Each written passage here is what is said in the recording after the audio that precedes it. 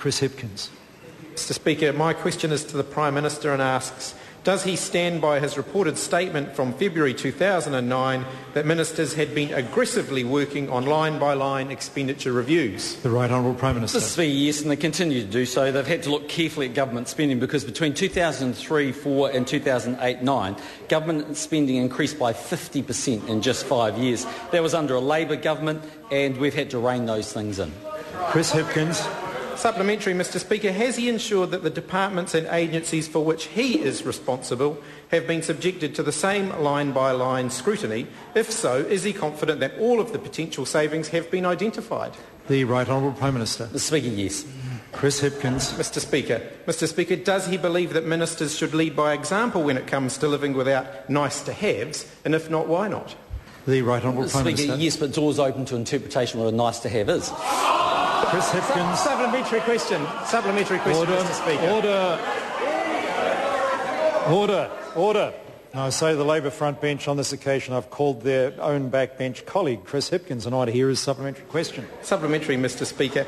How does he justify approving expenditure of more than $275,000 on redecorating his prime ministerial residence at a time when elderly are finding their home help has been cut, parents are paying more for their early childhood education, police cars are being taken off the street, and night classes have been cancelled throughout the country? The Right Honourable Prime Minister.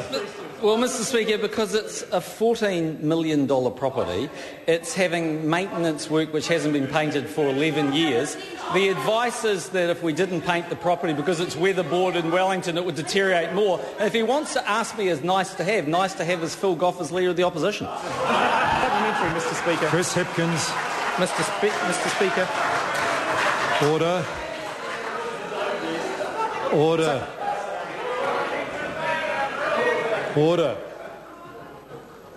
Now, both sides of the House, I think, have been equally difficult today. Chris Hipkins. Thank you, Mr Speaker. Mr Speaker, why was it appropriate for him to cancel the upgrade of Premier House back in February 2009 when his government was dishing out large-scale tax cuts, but appropriate to go ahead in early 2011 when his government was promising a budget that will severely cut into many of the public services New Zealanders rely on?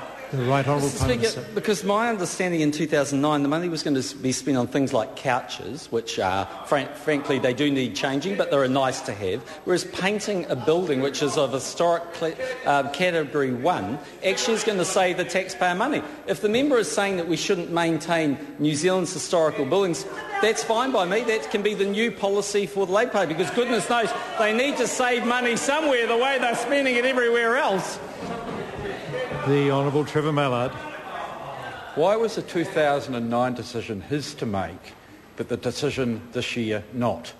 The Right Honourable Prime Minister. Mr Speaker, for the same reasons. It's made by the department, but the advice was to me. I was aware they were painting the building in 2011. My view was that on the advice we had, it would maintain the property. Question number 6, Dr Russell Norman.